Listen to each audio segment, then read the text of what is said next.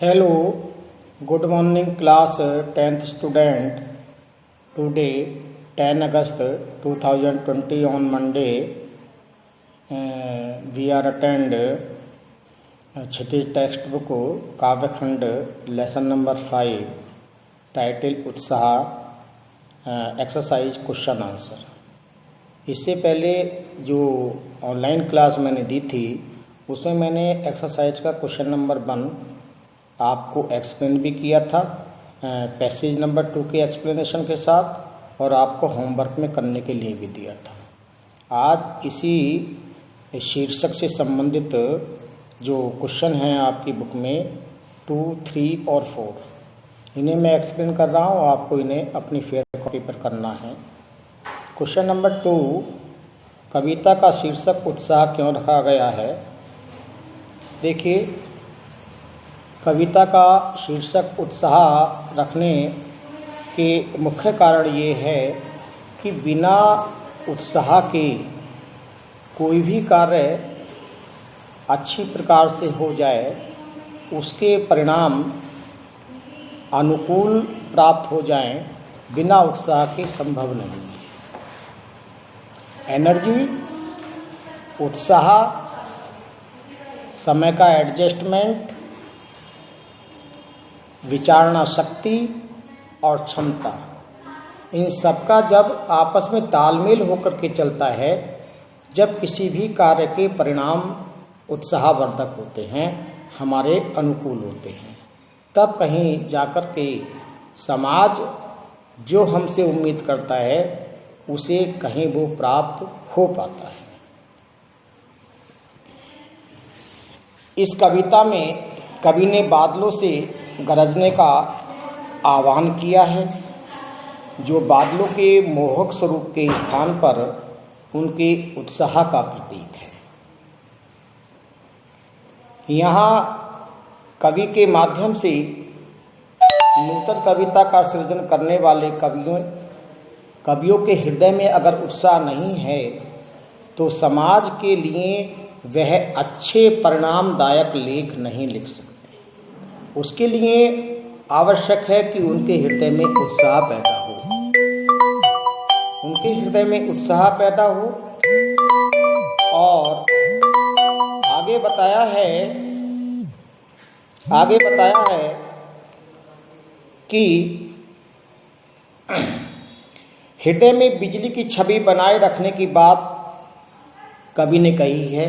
आपने देखा है कि बादलों में जिस समय बिजली कड़कती है, बिजली कड़कने का मतलब ही ये है कि बादलों में उत्साह है। गर्जना पैदा करने का मतलब ही ये है कि बादलों में उत्साह है। वो ठीक बादलों जैसी गर्जना कभी अपने हृदय में पैदा करना चाहता है, क्योंकि बिना क्रांति और चेतना के अच्छी अभिव्यक्ति होना संभव नहीं है। क्योंकि अच्छी अभिव्यक्ति के लिए ऊर्जा का संचार अगर हृदय में हो सकता है तो निरुत्साह से नहीं हो सकता, बल्कि उत्साह से हो सकता है। जब आप किसी भी कार्य को एक एनर्जी, एक इंटरनली मोटिवेशन, एक विशेष उत्साह के साथ करते हैं तो निश्चित रूप से 101% उसके परिणाम भी अच्छे निकलते हैं। अपनी कविताओं में भी विद्युत छिपाने के लिए कहकर कवि ने उन्हें उत्साहपूर्ण कविता लिखने के लिए प्रेरित किया है। किन्हें? जो नए नए कवि हैं। अगर उनके हृदय में उत्साह होगा तो निश्चित रूप से वो समाज के लिए अनुकूल सामग्री से युक्त कविताएं लिख सकेंगे, और पाठकगण उनका प्रयोग करके उन्हें पढ़कर के अपने जीवन के लिए एक नया मुकाम, एक नव सृजन का मार्ग तय कर सकेंगे। बादलों से यह आह्वान किया गया है कि वे बरसकर विश्व के व्याकुल लोगों की व्याकुलता दूर कर धरती को शीतलता प्रदान करें। इसके बाद इस प्रकार बादलों को लोक कल्याण के कार्य करने के लिए कवि ने आह्वान किया है, क्योंकि चाहे तो वो प्रकृति हो, चाहे वो व्यक्ति हो, उन सब से ये उम्मीद की जाती है कि उनके द्वारा जितना भी कार्य हो वो लोक कल्याण की दृष्टि से हो। और आज के समय में मैं आपको क्लास में बताता रहता हूँ, लोक कल्याण अगर आपका कोई कर सकता है तो केवल कवि और राइटर कर सकता है।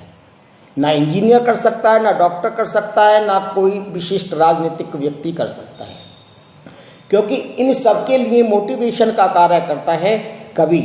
कवि की कलम, कवि की कल्पना शक्ति, जितनी गहराई के साथ कल्पना शक्ति को उतार करके वो अपनी कलम को मूर्त रूप देगा, निश्चित रूप से अच्छी कविताओं का, अच्छी रचनाओं का सृजन होगा और लोगों में एक विशिष्ट मोटिवेशन आएगा और समाज में एक विशेष परिवर्तन होगा। क्वेश्चन नंबर 3 है, कविता में बादल किन किन अर्थों की ओर संकेत करता है? देखिए, कविता में जो बादल है बलशाली होने के अर्थ में संकेत करता है, उत्साह के रूप में संकेत करता है। अगर आप बलशाली हैं और आप में उत्साह है, अगर आपने उस बल का प्रयोग, उस क्षमता का प्रयोग एक विशेष उत्साह के साथ कर दिया तो निश्चित रूप से समता मूलक समाज का निर्माण होगा। कविता में बादल नूतन कविता करने वाले रचनाकारों के लिए विप्लव, विध्वंस और क्रांति चेतना के अर्थ की ओर भी संकेत करता है। बादल पीड़ित प्यासे जनों की आकांक्षा को पूरा करने वाले परोपकारी के अर्थ की ओर भी संकेत करता है। कविता में बादल अनंत सत्ता के वाहक के रूप में भी संकेत करता है। इसी के साथ क्वेश्चन नंबर 4 है। देखिए क्वेश्चन नंबर 4 क्या है? शब्दों का ऐसा प्रयोग जिसमें कविता के किसी खास भाव या दृश्य में ध्वन्यात्मक प्रभाव पैदा हो, नाद सौंदर्य कहलाता है। उत्साह कविता में ऐसे कौन से शब्द हैं जिनमें नाद सौंदर्य मौजूद है? छांटकर अपनी उत्तर पुस्तिका में लिखिए। उन शब्दों को छांटना है जिसमें नाद सौंदर्य के रूप में जो शब्द निराला जी ने अपनी उत्साह नामक शीर्षक कविता में प्रयोग किए हैं। इनमें आप देखिए, घेर घेर घोर गगन पहला वर्ड, दूसरा धारा धर उ दूसरा वर्ड, तीसरा ललित ललित, और नंबर 4 पर है काले घुंघराले, नंबर 5 पर विकल विकल और नंबर 6 पर उन्मन थे उन्मन।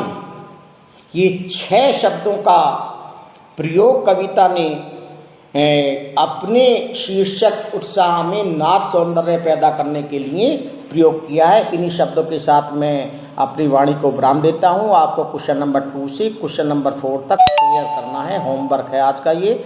जय हिंद, जय भारत।